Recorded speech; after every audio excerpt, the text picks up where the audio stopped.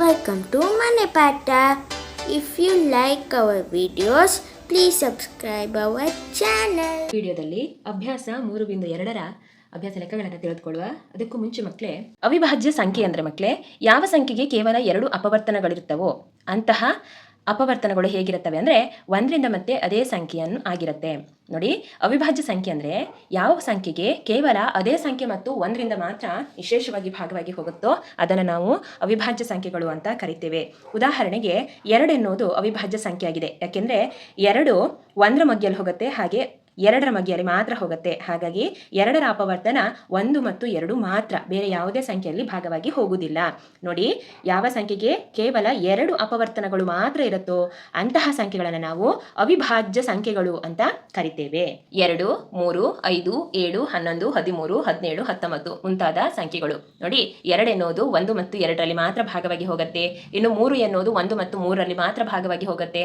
5 ಕೂಡ ಹಾಗೆ. ಇನ್ನು 7, 11, 13, 17, 19, ಇನ್ನು 23 ಇವುಗಳೆಲ್ಲವುಗಳು ಅವಿಭಾಜ್ಯ ಸಂಖ್ಯೆಗಳಾಗಿವೆ ಮಕ್ಕಳೇ. ಭಾಜ್ಯ ಸಂಖ್ಯೆಗಳಂದ್ರೆ ಯಾವ ಸಂಖ್ಯೆಯು 2ಕ್ಕಿಂತ ಹೆಚ್ಚು ಅಪವರ್ತನಗಳನ್ನು ಹೊಂದಿರುತ್ತದೋ ಅಂತಹ ಸಂಖ್ಯೆಗಳನ್ನು ಭಾಜ್ಯ ಸಂಖ್ಯೆಗಳು ಎಂದು ಕರಿತೇವೆ. ಉದಾಹರಣೆಗೆ ನೋಡಿ, 4ರ ಅಪವರ್ತನ 1, 2, 4 ಅಲ್ವಾ? ಹಾಗಾಗಿ 2ಕ್ಕಿಂತ ಹೆಚ್ಚು ಅಪವರ್ತನ ಇದೆ. ಇನ್ನು 6 ಕೂಡ ಹಾಗೆ, 1, 2, 3, 6. 8 ಕೂಡ ಹಾಗೆ, 2, 4, 8. 9, 1, 3, 9. 10, 1, 2, 5, 10. ಹೀಗೆ 2ಕ್ಕಿಂತ ಹೆಚ್ಚು ಅಪವರ್ತನಗಳನ್ನು ಹೊಂದಿರುವಂಥ ಸಂಖ್ಯೆಗಳನ್ನು ಭಾಜ್ಯ ಸಂಖ್ಯೆಗಳು ಅಂತ ಕರಿತೇವೆ. 2 ಅಪವರ್ತನಗಳನ್ನು ಹೊಂದಿದ್ರೆ ಅಂತಹ ಸಂಖ್ಯೆಗಳನ್ನು ಅವಿಭಾಜ್ಯ ಸಂಖ್ಯೆ ಅಂತ ಕರಿತೇವೆ. 2ಕ್ಕಿಂತ ಹೆಚ್ಚು ಅಪವರ್ತನಗಳನ್ನು ಹೊಂದಿದ್ರೆ ಅಂತಹ ಸಂಖ್ಯೆಗಳನ್ನು ಭಾಜ್ಯ ಸಂಖ್ಯೆಗಳು ಅಂತ ಕರಿತೇವೆ. 3.2ರ ಮೊದಲನೇ ಲೆಕ್ಕದಲ್ಲಿ ನೋಡಿ, ಪ್ರಶ್ನೆ: ಯಾವುದೇ 2 ಬೆಸ ಸಂಖ್ಯೆಗಳ ಮೊತ್ತವೇನು? ಯಾವುದೇ 2 ಬೆಸ ಸಂಖ್ಯೆಗಳು. ಬೆಸ ಸಂಖ್ಯೆ ಅಂದ್ರೆ ಮಕ್ಕಳೇ 1, 3, 5, 7, 9, 11 ಹೀಗೆ ಮುಂದುವರಿತಾ ಹೋಗುತ್ತೆ. ಹಾಗಾದ್ರೆ ಯಾವುದೇ 2 ಬೆಸ ಸಂಖ್ಯೆಗಳ ಮೊತ್ತ. ಈಗ ನೋಡಿ, 3 × 1 4 ಬರುತ್ತೆ, ಅಥವಾ 3 × 5 8, ಇಲ್ಲ 7 × 9 16, 11 × 9 20, ಹೀಗೆ 1 × 5 6. ನೋಡಿ, 2 ಬೆಸ ಸಂಖ್ಯೆಗಳ ಮೊತ್ತ ನಮಗೆ ಸಮಸಂಖ್ಯೆ ಸಿಗತ್ತೆ. ಹಾಗಾದ್ರೆ ಯಾವುದೇ 2 ಬೆಸ ಸಂಖ್ಯೆಗಳ ಮೊತ್ತ ಸಮಸಂಖ್ಯೆ ಆಗಿರುತ್ತೆ. ನೆಕ್ಸ್ಟ್ ನೋಡಿ, B1 ಸಮಸಂಖ್ಯೆಗಳ ಮೊತ್ತವೇನು? ಸಮಸಂಖ್ಯೆಗಳು ಯಾವುದಲ್ಲ? 2, 4, 6, 8, 10 ಹೀಗೆ ಮುಂದುವರಿತಾ ಹೋಗುತ್ತೆ. ಹಾಗಾದ್ರೆ ಯಾವುದೇ 2 ಸಮಸಂಖ್ಯೆಗಳ ಮೊತ್ತ? 2 × 4 6, 8 × 6 14, 10 × 8 18, 10 × 2 12, 6 × 4 10. ಇವಾಗ ನಮ್ಗೆ ಸಿಕ್ಕಂತಹ ಮೊತ್ತಗಳು ಯಾವ ಸಂಖ್ಯೆಯಲ್ಲಿದೆ? ಸಮಸಂಖ್ಯೆಯಲ್ಲೇ ಇದೆ. ಹಾಗಾಗಿ ಯಾವುದೇ 2 ಸಮಸಂಖ್ಯೆಗಳ ಮೊತ್ತ ಸಮಸಂಖ್ಯೆ ಆಗಿರುತ್ತೆ. ಯಾವುದೇ 2 ಬೆಸ ಸಂಖ್ಯೆಗಳ ಮೊತ್ತವೂ ಕೂಡ ಸಮಸಂಖ್ಯೆ ಆಗಿರುತ್ತದೆ.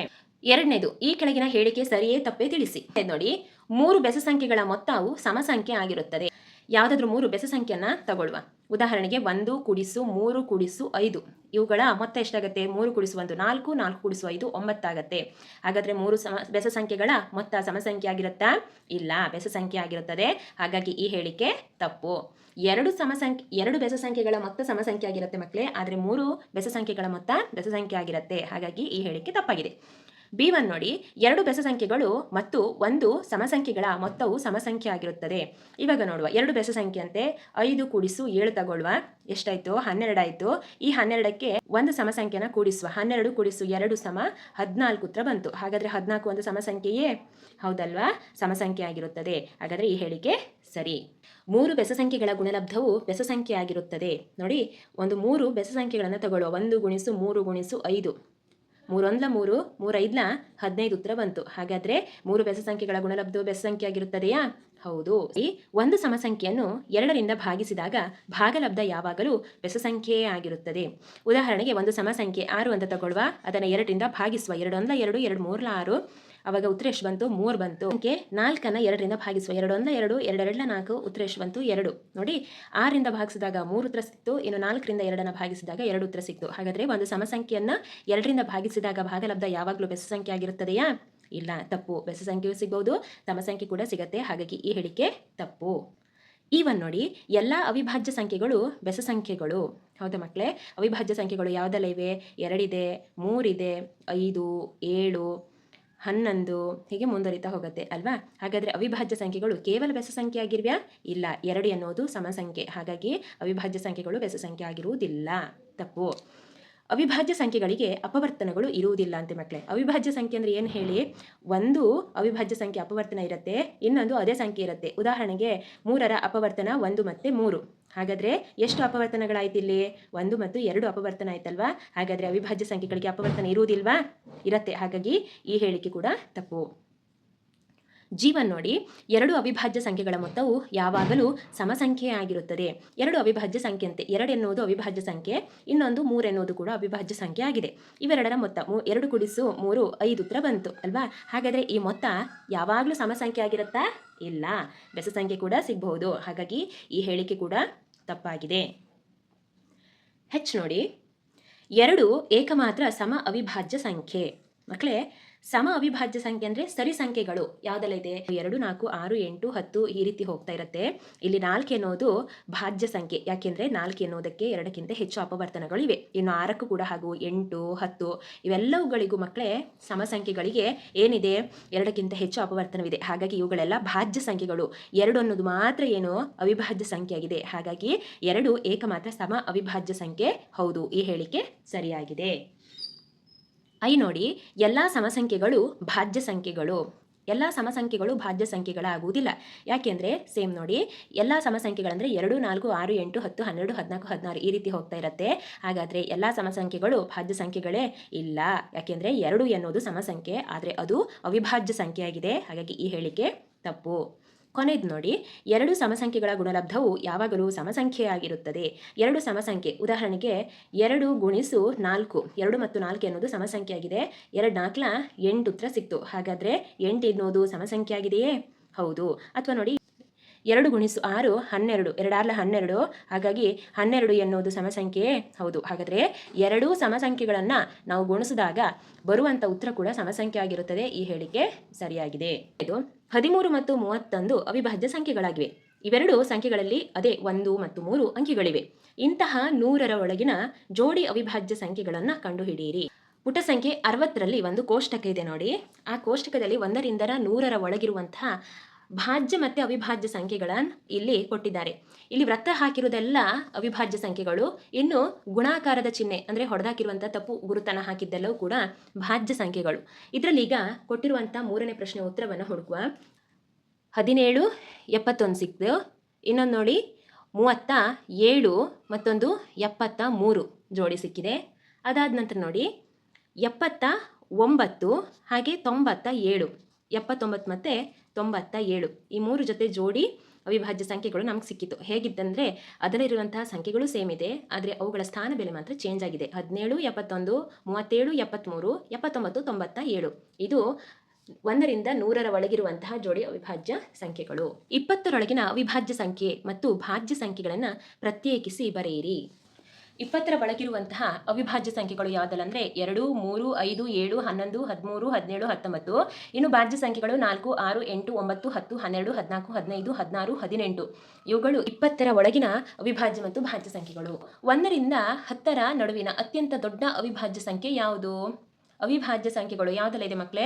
2 ಇದೆ, 3, 5, 7, ನೆಕ್ಸ್ಟ್ 11. ಇಲ್ಲಿ ಕೊಟ್ಟಿದ್ದು ನೋಡಿ, 1ರಿಂದ 10ರ ನಡುವೆ ಇರುವಂಥ ದೊಡ್ಡ ಅವಿಭಾಜ್ಯ ಸಂಖ್ಯೆ ಯಾವುದಿದೆ ಇಷ್ಟರಲ್ಲಿ? 1ರಿಂದ 10. ಇಲ್ಲಿ 11 ಎನ್ನುವುದು ನೆಕ್ಸ್ಟ್ ಹೋಯಿತು. 1ರಿಂದ 10ರವರೆಗಿರುವಂತಹ ಅವಿಭಾಜ್ಯ ಸಂಖ್ಯೆಗಳಲ್ಲಿ ದೊಡ್ಡದು ಯಾವುದು? 7. 7 ಎನ್ನುವುದು 1ರಿಂದ 10ರವರೆಗಿರುವಂತಹ ಅವಿಭಾಜ್ಯ ಸಂಖ್ಯೆಯಲ್ಲಿ ದೊಡ್ಡ ಅವಿಭಾಜ್ಯ ಸಂಖ್ಯೆ. ಮುಂದೆ ನೀಡಿರುವ ಸಂಖ್ಯೆಗಳನ್ನು 2 ಬೆಸ ಅವಿಭಾಜ್ಯ ಸಂಖ್ಯೆಗಳ ಮೊತ್ತವಾಗಿ ಬರೆಯಿರಿ. ನೋಡಿ 44 ಅಂದರೆ ಈ ಸಂಖ್ಯೆಗಳ ಮೊತ್ತವು ಕೊಟ್ಟಿದ್ದಾರೆ. ಆ ಸಂಖ್ಯೆಗಳು ಹೇಗಿರಬೇಕಂದ್ರೆ ಒಂದು ಜೊತೆ ಬೆಸ ಅವಿಭಾಜ್ಯ ಸಂಖ್ಯೆಗಳಾಗಿರಬೇಕು. ನೋಡಿ 31 × 13 44, 36 = 31 × 5 36, 11 × 13 24, ಇನ್ನೊಂದು 11 × 7 18. ಅಂದರೆ ಇವುಗಳೆಲ್ಲವುಗಳು ಕೂಡ ಏನಾಗಿವೆ? ಬೆಸ ಅವಿಭಾಜ್ಯ ಸಂಖ್ಯೆಗಳಾಗಿವೆ. ಇದು ವ್ಯತ್ಯಾಸ 2 ಇರುವ 3 ಜೊತೆ ಅವಿಭಾಜ್ಯ ಸಂಖ್ಯೆಗಳನ್ನು ಬರೆಯಿರಿ. ಅಂದರೆ ವ್ಯತ್ಯಾಸ ಎಷ್ಟು ಸಿಗಬೇಕಂದ್ರೆ 2 ಸಿಗಬೇಕು. ಅಂತಹ 3 ಜೊತೆ ಅವಿಭಾಜ್ಯ ಸಂಖ್ಯೆಗಳು 5 × 3 = 2, ಇನ್ನೊಂದು 7 × 5 = 2, 13 × 11 2. ಅಂದರೆ ಈ ಸಂಖ್ಯೆಗಳು ಅವಿಭಾಜ್ಯ ಸಂಖ್ಯೆಗಳಾಗಿದ್ದು ಇವುಗಳನ್ನ ವ್ಯತ್ಯಾಸಿಸಿದಾಗ 2 ಎನ್ನುವಂತ ಉತ್ತರ ಸಿಗುತ್ತೆ. 9ನೇದು ನಡುವೆ ಅವಿಭಾಜ್ಯ ಸಂಖ್ಯೆ ಇಲ್ಲದಂತೆ 100ರೊಳಗಿನ 7 ಅನುಕ್ರಮ ಭಾಜ್ಯ ಸಂಖ್ಯೆಗಳನ್ನು ಬರೆಯಿರಿ.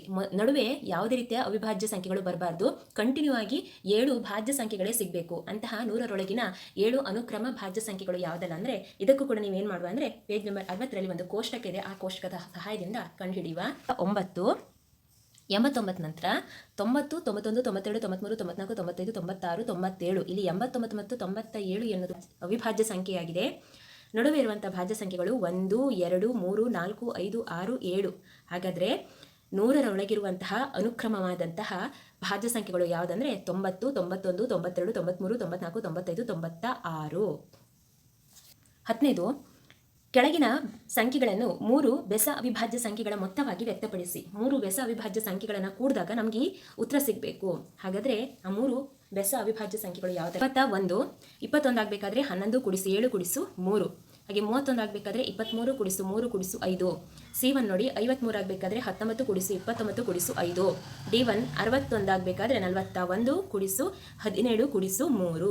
5ರಿಂದ ಭಾಗವಾಗುವ 20ರೊಳಗಿನ 5 ಜೊತೆ ಅವಿಭಾಜ್ಯ ಸಂಖ್ಯೆಗಳನ್ನು ಬರೆಯಿರಿ. ನೋಡಿ ಸಿಗುವಂಥ ಮೊತ್ತ 5ರ ಏನಾಗಿರಬೇಕು? ಗುಣಕಗಳಾಗಿರಬೇಕು.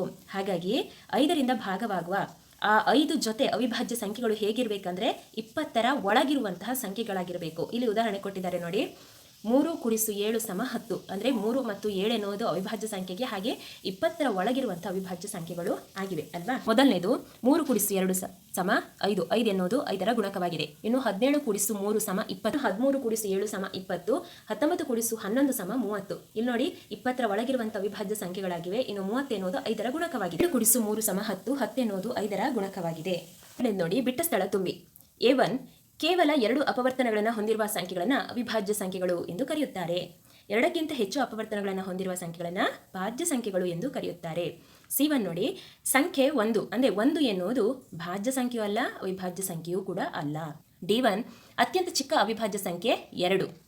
ಏಕೆಂದರೆ ಅವಿಭಾಜ್ಯ ಸಂಖ್ಯೆಗಳು 2, 3, 5, 7, 11, 13 ಈ ರೀತಿ ಹೋಗ್ತಾ ಇರುತ್ತಲ್ವಾ. ಹಾಗಾಗಿ ಅತ್ಯಂತ ಚಿಕ್ಕ ಅವಿಭಾಜ್ಯ ಸಂಖ್ಯೆ 2. ಅತ್ಯಂತ ಚಿಕ್ಕ ಭಾಜ್ಯ ಸಂಖ್ಯೆ 4. ನೋಡಿ 1 ಎನ್ನುವುದು ಭಾಜ್ಯನೇ ಅಲ್ಲ, ಅವಿಭಾಜ್ಯನೇ ಅಲ್ಲ. 2 ಎನ್ನುವುದು ಅವಿಭಾಜ್ಯ ಸಂಖ್ಯೆ, ಇನ್ನು 3 ಕೂಡ ಅವಿಭಾಜ್ಯ, 4 ಎನ್ನುವುದು ಭಾಜ್ಯ ಸಂಖ್ಯೆ. ಹಾಗಾಗಿ ಅತಿ ಚಿಕ್ಕ ಭಾಜ್ಯ ಸಂಖ್ಯೆ 4. ಅತ್ಯಂತ ಚಿಕ್ಕ ಸಮಸಂಖ್ಯೆ 2. ಹೌದಲ್ಲ ಮಕ್ಕಳೇ? 2, 4, 6, 8, 10 ಈ ರೀತಿ ಸಮಸಂಖ್ಯೆಗಳು ಹೋಗುತ್ತೆ. ಹಾಗಾಗಿ ಅತ್ಯಂತ ಚಿಕ್ಕ ಸಮಸಂಖ್ಯೆ 2. ಇದಿಷ್ಟು ಅಭ್ಯಾಸ 3.2ರ ಅಭ್ಯಾಸ ಲೆಕ್ಕಗಳು. ಮುಂದಿನ ವಿಡಿಯೋದ ಜೊತೆ ಮತ್ತೆ ಭೇಟಿಯಾಗುವ. Thank you.